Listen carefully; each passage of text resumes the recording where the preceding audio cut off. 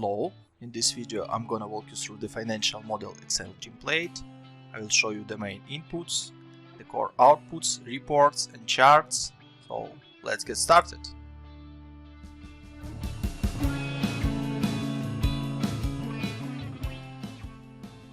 On the dashboard tab, you may input your core inputs or drivers for the model, see the core financials and core outputs on the charts. So let's set up this model and we will start from units of measurement. We have two options here to set up acreage units of measurement and mass units of measurement. Please note that each yellow cell has its own explanation of what you are supposed to input. It's just easier to navigate across the model and to understand what you are supposed to input here. So let's set up the acreage, for example, in square feet and the mass in pounds. So the next step is to set up your total land acreage by years, for example 5,000 first year and additional 1,000 acres each next year. The next step is to allocate this total acreage by owned acreage and leased or rented acreage. For example 30%, 35, 40, 45 and 50 for the owned. And the rest obviously will be leased. In the next section you may see the absolute values of acreage in square feet based on this allocation and total land acreage. And the next step is to set up your purchase cost per square foot and the rent cost per square foot per month. So for example 10,000 and additional $1,000 will be the purchase cost per square foot, and the rent cost can be 300, 350, 400, 450 and 500. The calculation of rent you may see on the variable expenses, land rent cost. On the assets tab you may see the total owned land amount and the capital expenditure by months in section number 2. And once you set up everything, all the expenses, wages and revenue assumptions, you may review your core financials, the revenue breakdown, profitability, cash flow and the cumulative cash flow charts.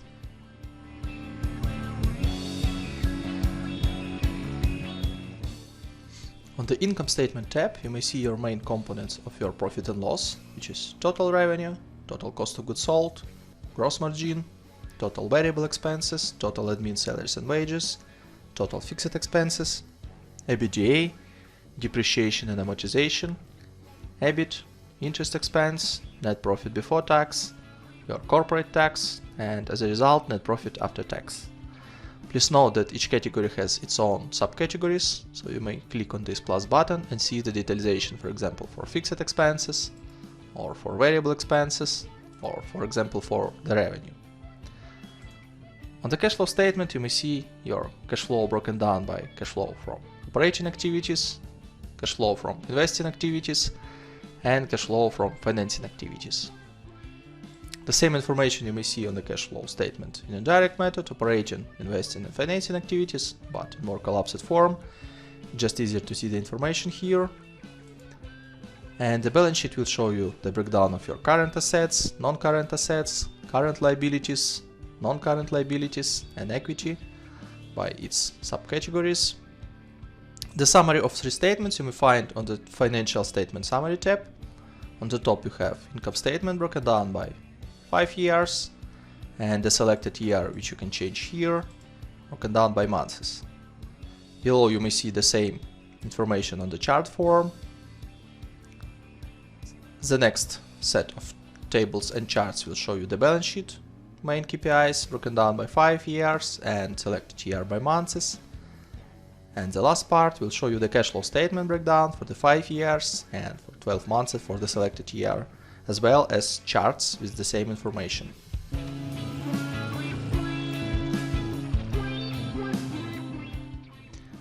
On the benchmark KPIs tab, you may compare up to 5 benchmark KPIs with your industry standards. For example, gross margin, the industry standard is 60% for your country or your business. And you may see on this chart gross margin industry KPI is changed, which is orange here. You have also net profit, wages as a percentage of revenue, harvest productivity, pounds per square foot per year, and the acreage square foot per direct FTE. All these yellow cells, which are industry KPIs, are changeable. Net profit can be 20%, for example, for your industry, for your country. And to the right of these yellow cells, you may see the values calculated by the model, driven by assumptions you inputted before on the revenue, expenses, and wages steps. The same information you may see on the charts, which is gross margin, net profit, wages as a percentage of revenue, harvest productivity, and acreage square foot per direct FTE. On each chart you may see the orange, this is industry specific benchmark, and as a blue value, this is a value calculated by the model.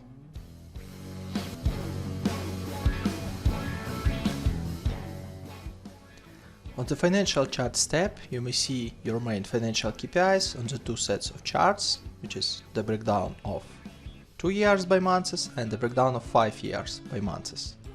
So on the top you may see the EBIT amount. The next set of charts will show you the revenue breakdown by products. The next, operating cash flow broken down by cash inflow and cash outflow. The next set of charts will show you the cash balance by months for the 2 years and for the 5 years. And on the last set of charts you will see the EBITDA as a yellow line and the breakdown of this EBITDA, which includes the revenue, COGS and OPEX.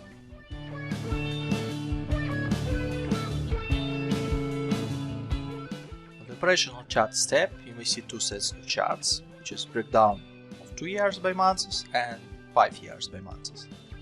On the top you may see the acreage allocation by 5 categories of products. The next set of charts will show you the production amount, in pounds in this case, excluding the losses. And the last set of charts will show you the sales volume broken down by products and also breakdown by months for 2 years and 5 years.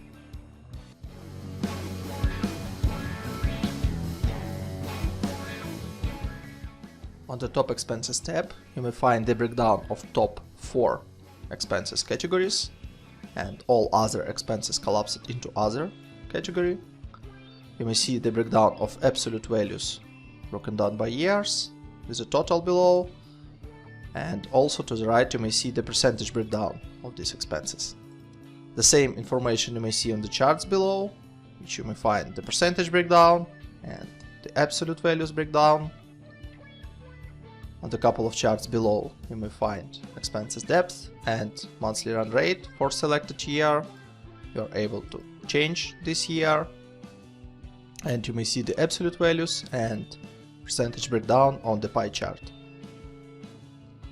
On the expenses bridge you may find the main drivers of expenses growth between these 2 years. These years are also changeable. So you may select the first year and you may select the last year. And you may see that total expenses starting in 2020 will change to total expenses in 2024 by this waterfall.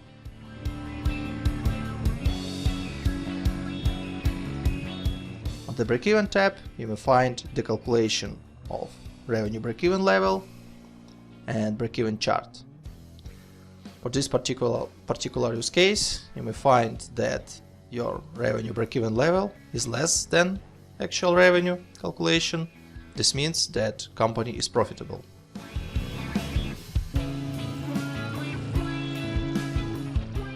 On the valuation tab, you may see the calculation of company valuation based on the cost of equity, which you may input here, cost of loans you previously inputted on the dashboard, calculation of resource share you may see here, there is also tax rate, and here you may find the weighted average cost of capital. In the valuation model there is 2 valuation methods, which is EBITDA multiple and revenue multiple. You may select one of them, and below you may input multiple of methods. Based on this information we can see terminal value, which is calculated on unlevered free cash flow. You may see the present value of unlevered free cash flow, NPV, and multiplicator evaluation for this particular company.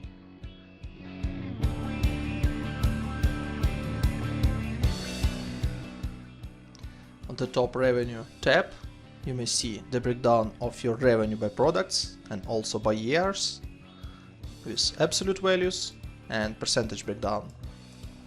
The same information you may see on the charts below. Here you may see the percentage breakdown and absolute values breakdown. Below you may see the revenue depth and monthly run rate chart.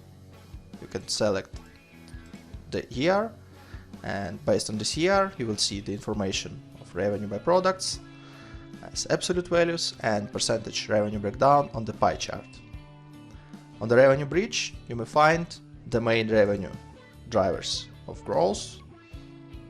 You may select the first year and you may select the last year, and between these years you will see the waterfall chart, and you may see which are the main drivers of your revenue growth, which specific products grow faster and which specific products grow slower.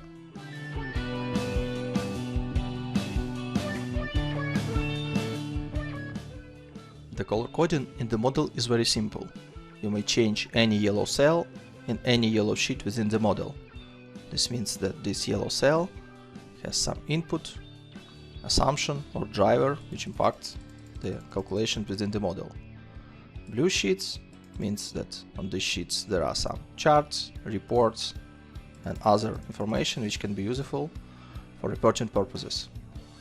On the tabs without color you have some extra calculations related to revenue, to debts, equity, inventory and everything which is needed for the reporting. Additionally, you have Contents tab, which allow you to navigate across the model very simple. So you may click on any report and you can go back. It is broken down by reports, assumptions, statements and setup. There is short explanation about what each tab does. But if you want to know more, you can go to How To and to see more detailed explanation of what each tab does and what inputs you may find on this sheet and what kind of outputs you may find on this sheet as well.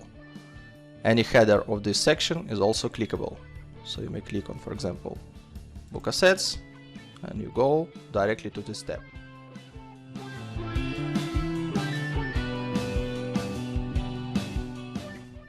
On the Revenue tab, you can input your revenue assumptions related to the model. First of all, you need to set the product names. All these cells are adjustable. For example, instead of product A, you can select tomatoes, for example, etc. The next step is to allocate your acreage by these products and by years. For example, 10% for product A in the first year, then 12, 15, 18 and 20. The fifth product in this allocation is calculation, means that 100% minus previous 4 allocations. If you will input something wrong, for example 90% here, 15 for the second product, 20 for third, 25 for fourth, you have minus 50, which is 100% minus sum of previous 4. This means that this is wrong. You will see the red color.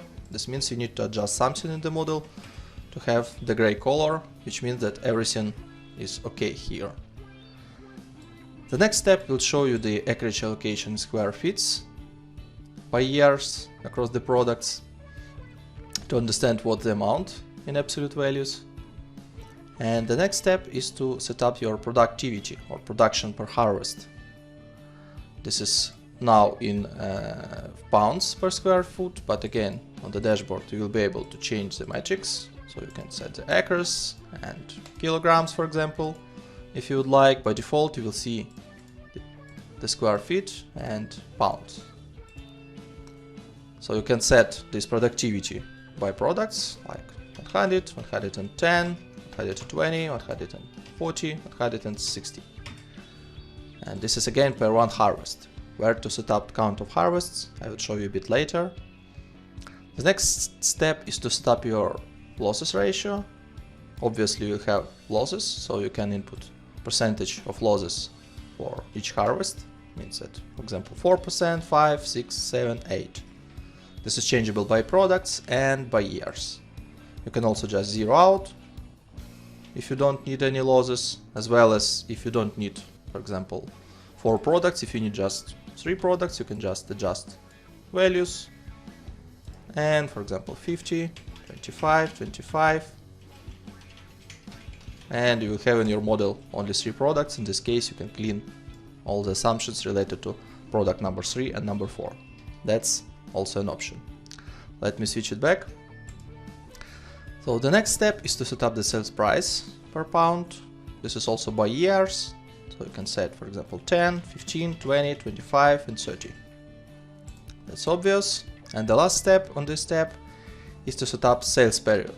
Means that after harvest you will sell all your production within 6 months.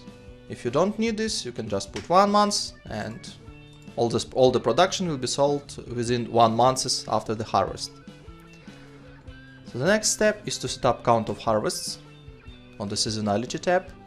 So you have 5 products and you have the months allocation starting from January to December, and you can just select on. This means you'll have first harvest in March, then you can select on for August. This means the second year harvest will happen in August, and the same for each product. So you can select just 1 harvest, for example in May for product B, and that works for everything. If you just need to turn off, just select off, and you just turn it off the harvest in the May. That's how that works.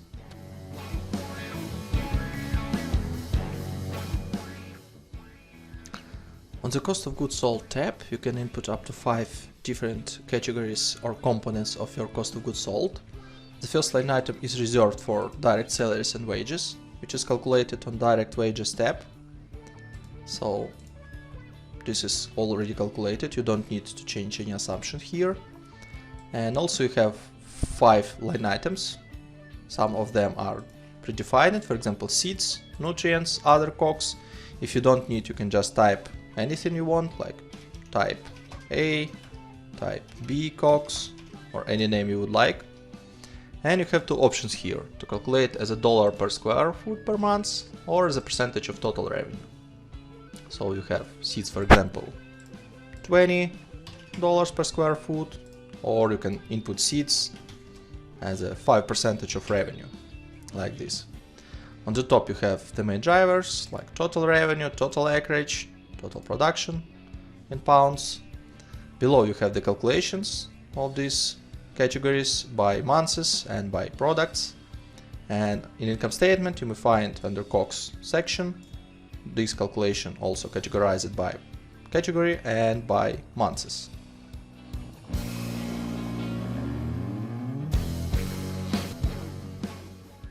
On the direct wages tab, you may input your direct wages assumptions. You have up to 19 categories broken down by 3 sections. Let me show you how it works.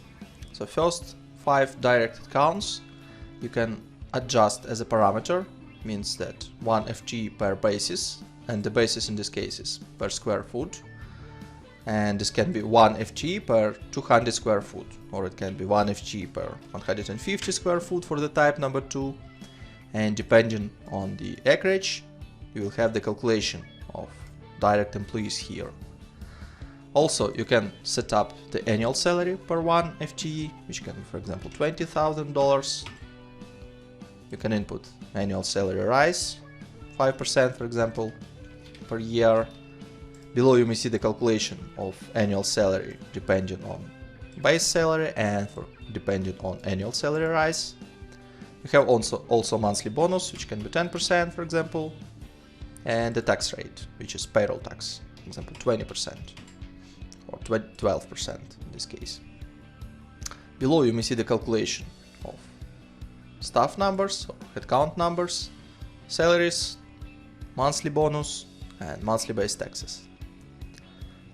The next category or type is to drive your direct headcount as a parameter per pounds of production. Means that per 10,000 of pounds production you'll have 1 FTE. Again, you can set up salary, salary rise, monthly bonus, payroll tax rate, and you will see the amount of headcount which is needed depending on the production driven by the revenue assumptions. And the final tab in this case is to set up your direct headcount as just hire date, for example February 20, fire date can be the last date of the model, and the basis is manual entry. You can set up the salary as well, $10,000, and you can adjust numbers of direct employees manually, 2, 4, 6, 8, and 10.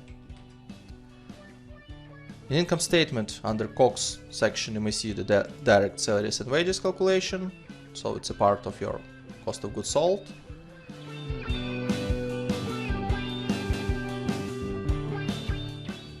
On the variable expenses tab, you can input up to 5 different categories or components of your variable expenses.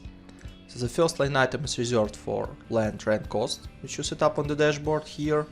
So you have amount of rent cost per square foot per month. So the calculation you may see in here in the first line item. Also you have up to 5 another categories. Some of them are predefined. You can change the names, like wire expenses 2, for example, or something like that, any name you would like. And you have 4 different types of how you would like to calculate it. As dollar per square foot per month can be changeable also, 3 for example. As dollar per 1 pound of production, for example, for packaging, can be $1 per example. As dollar per square foot per month, which can be 4. And 2 line items for the calculation of as a percentage of revenue, for example, 2% of revenue.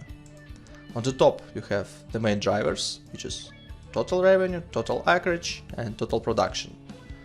Below you may find the calculation for these categories by months, and in the income statement under variable expenses category you may see these values allocated by categories and allocated by months.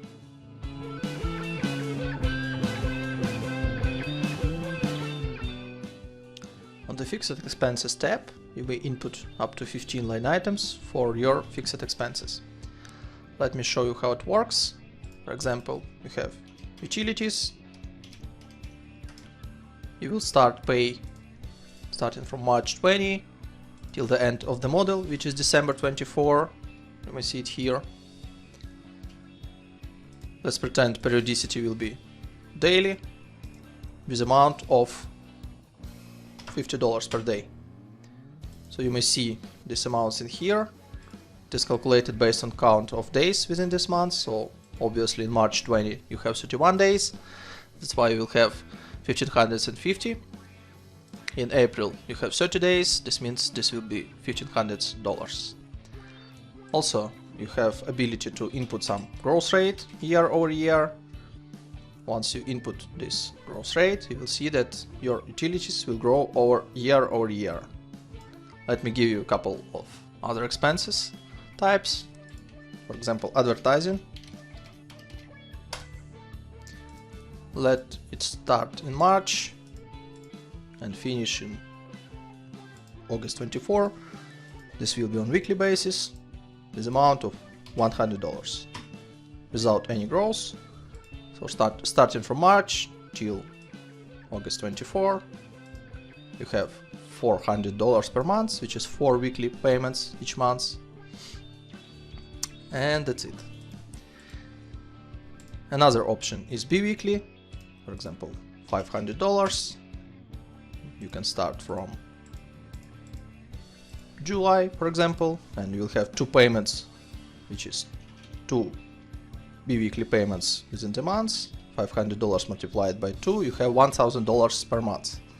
Again, you can input some growth rate and you will see that your advertising expenses will grow year over year till the August 24, which is the last date of this expense type.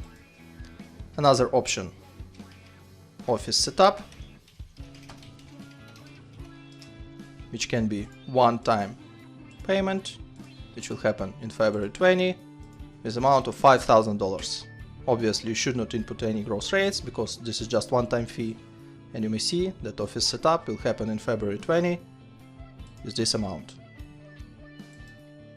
Another option, insurance, let it be start from January 20 till the end of the model, and it can happen monthly with $1,000 per month with 5% of gross first year, 3% of growth second year, 2% of growth third, and 1% year number 4. So you may see this calculation here. Starting from January 21, it will grow for 5%, which is $50. And starting from January 22, it will grow for 3%, which is additionally $32. Another option, quarterly. You may see that insurance will be paid $1,000 each quarter. You can start it, for example, from February, and this will be shifted to 1 month forward. Another option, semi-annually. In this case, you will have insurance payments once per half a year, again with a percentage of growth. And the last option is annual payments or yearly payments. You'll pay one time per 12 months, starting from February till December 24. For each expense type, you can use growth rate, and the calculation you may see in here. Also, in income statement, you may find total fixed expenses group. If you will ungroup this section, you can see these amounts broken down by months and by fixed expenses line items.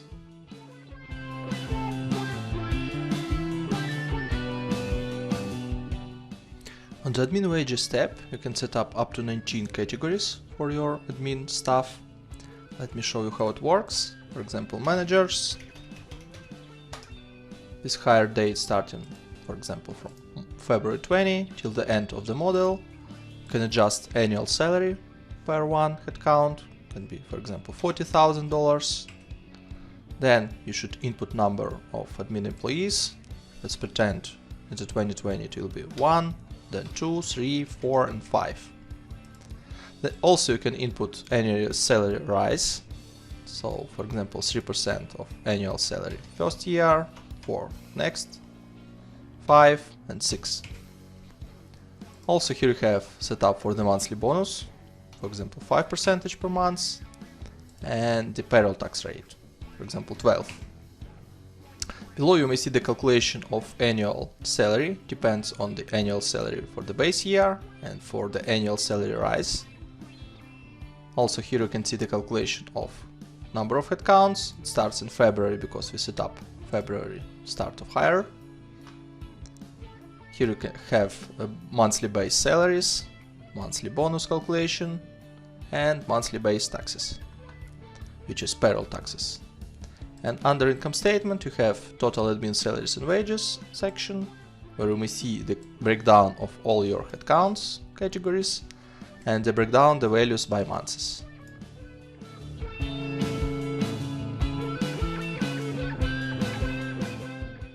On the CAPEX tab, you may input up to 20 development expenses categories. Let me give you a couple of examples. So, for example, office development with purchase date of February 20, with spending of $10,000. And you also can input payment delay. What does it mean? Let me set up 2 months, for example. It means that this amount will be accrued in February, because of purchase date is February, but paid development expenses will be in April 20 for this office development. And you will have some balance of CAPEX accounts payable for 2 months. Let me give you another example. Other development expenses. Let's say March 20, $5,000. With 0 payment delay. This means that this amount is accrued in March and paid in March as well. The total amount of development expenses you may find in Assets tab. By default it has useful time for 5 years for the calculation of depreciation. You may find calculation of depreciation for development expenses in here. Here you may also find capital expenditure and closing net book value. Additionally, you have up to 6 placeholders for other assets. For example, other assets with useful time of 10 years with cost of $25,000. and with launch date in April. You may find it in here. You can see capital expenditure. You may see book depreciation by months for these amounts, and you may see closing net book value. The total amount of depreciation you may find in income statement. On the cash flow, you may find cash flow from investing activities for these assets, and on the balance sheet you may find fixed assets amount under non-current assets, and capex prepayment, and capex payables as well.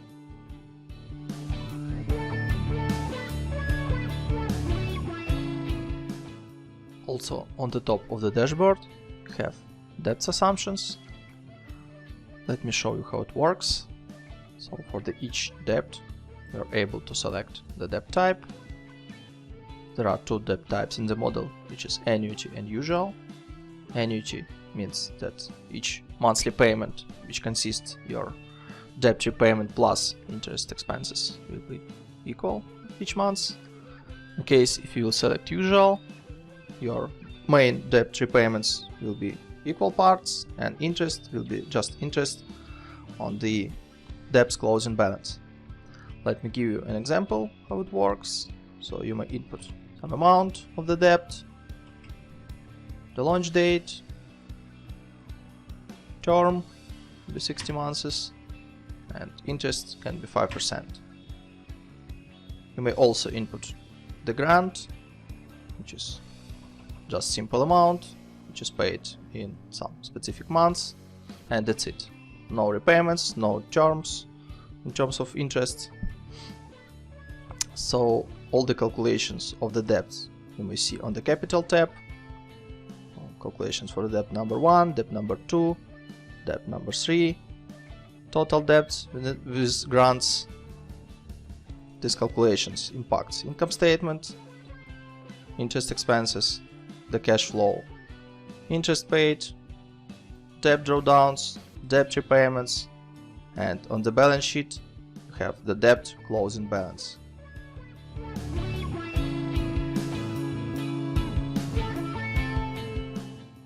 For the capitalization table you can input different founders and investors contributions, broken down by different dates of funding with different cost of share for each series, and you can see the dilution of shares after each round, and pre-money total equity and post-money total equity. Let's pretend that we have two founders, founder 1, founder 2. So total amount of shares for founder 1 can be 10,000, for founder number 2 20,000. Let's imagine that cost of share will be $2 and the date of founding is February. This means that investment for founder 1 is $20,000, for founder 2 is $40,000. In total they invest $60,000, which you may see here. The dilution is 33 to 67% of shares. So let's pretend that for Series A we have one investor and the date of issuance is May. Cost per share is $5 per share and number of shares is 1,000. So total amount of investment will be $5,000. You may see that before the Series A total equity was $60,000, after is $65,000, and investor 1 will have 3.23% of shares, and the shares of founder 1 and founder 2 also diluted, 32.26 and 46.52%. You can also input some amounts for Series B and Series C. The same way you can set up the date, cost of share, and up to 5 investors is up to 5 placeholders for number of shares. The amounts of funding you may see in the cash flow, in the ordinary equity risings, and you may see the balance sheet, which shows you the total equity by months.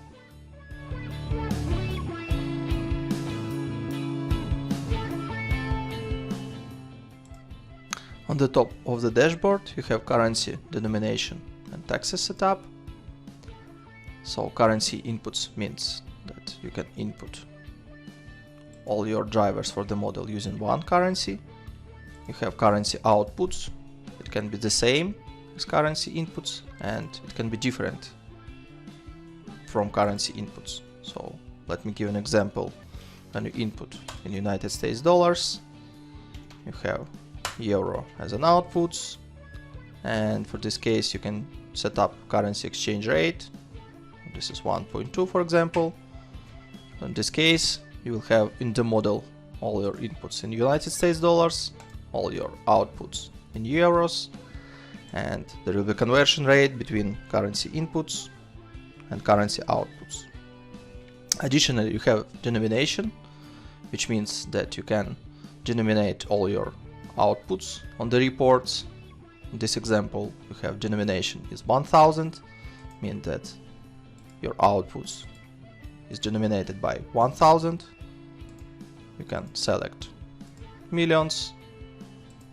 You may see that now it is in $1 million. You can set also billions or without any denomination. Additionally, you have corporate tax setup. You can change this number and this will impact tax expenses in your income statement. I hope you enjoyed my video. Thanks for reviewing this. You can find more on my website finmodelslab.com, and we'll see you later in the next videos.